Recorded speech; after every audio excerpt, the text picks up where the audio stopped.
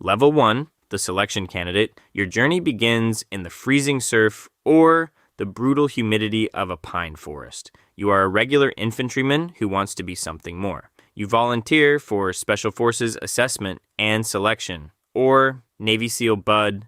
From the moment you arrive, your reality becomes systematic physical destruction. For weeks, you carry massive logs, swim in freezing water until your lips turn blue, and sleep maybe 2 hours a night. The instructors aren't teaching you anything yet. Their entire job is to break your mind. They want to see if you will quit when your muscles fail and your skin is rubbed raw. You watch 80% of your class wash out and ring the brass bell to go home. You survive purely on a stubborn, irrational refusal to fail. You learn that the human body can endure 10 times more agony than the brain tells it can. Level 2, the pipeline trainee. You survived the physical torture. Now you have to prove you aren't a liability. You spend the next 1 to 2 years in the training pipeline. The physical beatings are replaced by overwhelming mental pressure. You learn advanced small unit tactics, high-altitude parachute operations, and close-quarters combat. You spend hundreds of hours in shoot houses. The pressure here is entirely different than selection. You are using live ammunition, moving inches away from your brothers. If you hesitate, or if you accidentally flag a teammate with your weapon's muzzle during a room clearing drill, you are instantly dropped from the program. There is absolutely no margin for error. You learn that hesitation in the fatal funnel gets people killed. You graduate and are handed a Green Beret or a SEAL Trident. Level 3, the Tier 2 Assaulter. You deploy to a war zone for the very first time.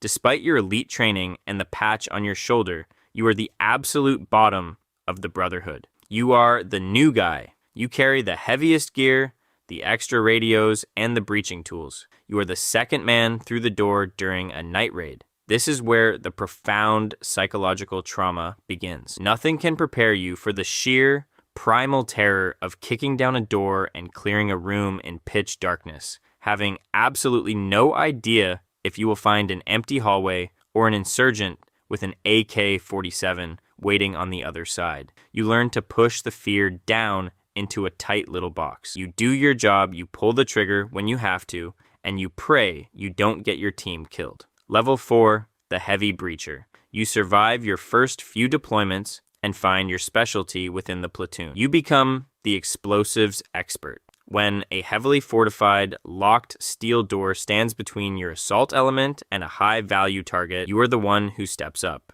Under heavy enemy fire, you calmly calculate the exact mathematical amount of C4 explosive needed to obliterate the hinges without collapsing the entire building on your team. You press the charge, fall back, and pull the detonator. You are constantly standing just feet away from massive concussive detonations. This is where the permanent physical damage starts. It begins with a faint humming, which eventually turns into a violent ringing in your ears that never goes away from too many explosions. You ignore it because the team needs you to open the next door. Level 5, the Recce Sniper. Your commanders realize you have the patience of a dead man. You transition from kicking down doors to watching them from afar. You become a reconnaissance sniper, providing critical overwatch for the assault element. You hike miles into hostile, mountainous territory, carrying 100 pounds of gear,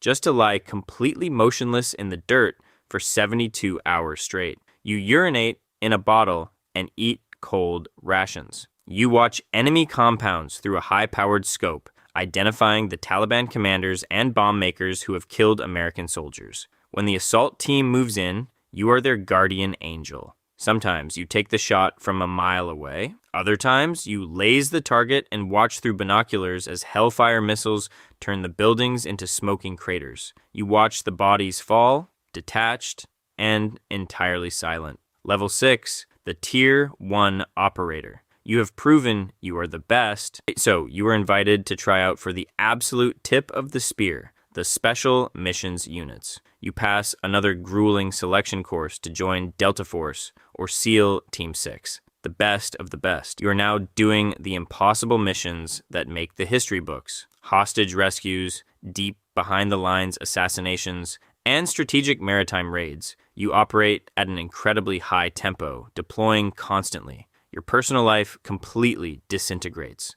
Your marriage likely ends because you spend more time riding in blacked-out stealth helicopters than you do sitting in your own living room. You exist in a hyper-lethal brotherhood where the only thing that matters is the man to your left and the man to your right. Level 7, the SAD/SOG applicant. You quietly leave the military. You are recruited by the CIA's Special Activities Division, SAD, specifically the Special Operations Group, SOG. You are no longer just a soldier. You are entering the world of espionage. These aren't spies who occasionally carry guns. These are soldiers who occasionally gather intelligence. You go to the CIA's training facility to learn actual tradecraft. You have to learn how to spot surveillance, how to lose a tail, and how to lie convincingly to border guards. You realize very quickly that pulling a trigger is the easy part of war. Operating deniably, without a uniform, without a military base to fall back on, is terrifying. Level 8, the covert paramilitary officer. You deploy globally for the agency. Your job is to go exactly where the U.S. military cannot legally go. You do the jobs that are too sensitive, too deniable, and too illegal for the official armed forces. You operate in countries where the United States is officially not present. You are entirely deniable. If your operation goes wrong and you are captured by a hostile government, the Pentagon will not send a rescue team. The United States government will officially deny you exist. You will be treated as a rogue criminal, interrogated, and likely executed. You carry unserialized weapons and carry millions in untraceable cash. You are a ghost with a gun. Level 9, the force multiplier. The CIA doesn't just want you to shoot people, they want you to build an army. You are dropped into a remote, hostile region, like the jagged mountains of Afghanistan. You spend months living in a freezing mud compound, eating local food,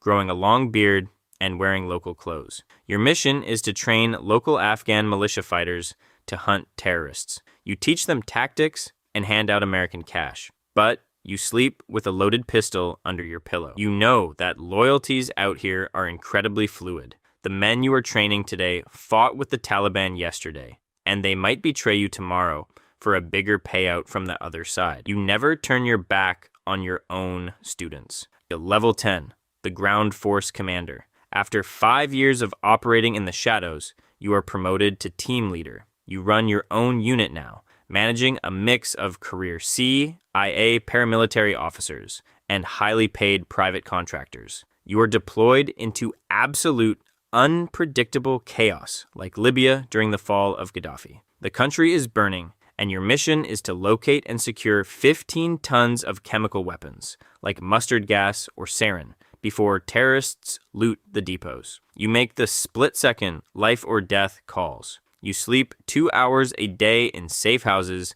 that change every 48 hours. When you raid a weapons depot in the middle of the night, you are the one responsible for the lives of every man in the stack. Level 11, the Joint Task Force Planner. Your body can't take the door kicking anymore, so you move up to the Tactical Operations Center. You orchestrate massive, multi-agency raids from a wall of glowing monitors. You watch the live drone feeds in real time as the men you trained walk into the fatal funnel. When an operation goes horribly wrong and the convoy is ambushed, you watch your operators fall on screen. Because the mission officially never happened, the military cannot acknowledge their sacrifice. You are the one who has to handle the horrifying aftermath. You sit at a desk and write letters to the families of the dead and wounded. The letters are entirely lies, and you tell a grieving widow her husband died in a training accident, swallowing the truth to protect the classified mission. Level 12,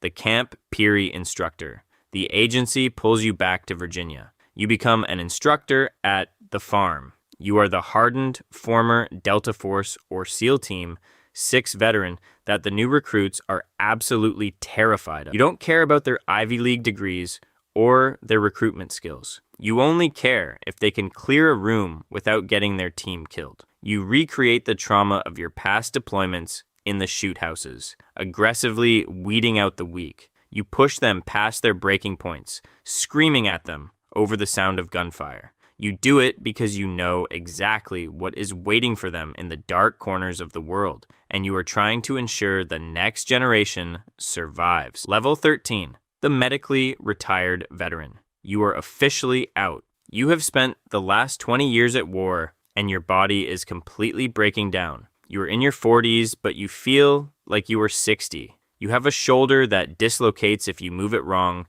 knees that ache every single morning from too many hard parachute landings, and that ringing in your ears that will never, ever stop. Your brain is plagued by micro-concussions from thousands of breaching charges. The government gives you a generous pension and excellent health care, but they cannot fix your mind. You wake up screaming at 3 a.m. and walk the perimeter of your property, looking for threats that aren't there. You survived the deadliest rooms on Earth, but you are completely alone with your memories. You are a ghost, and somewhere, a young kid is filling out an online application, dreaming of the glory, completely unaware of the nightmare waiting for him. The cycle begins again.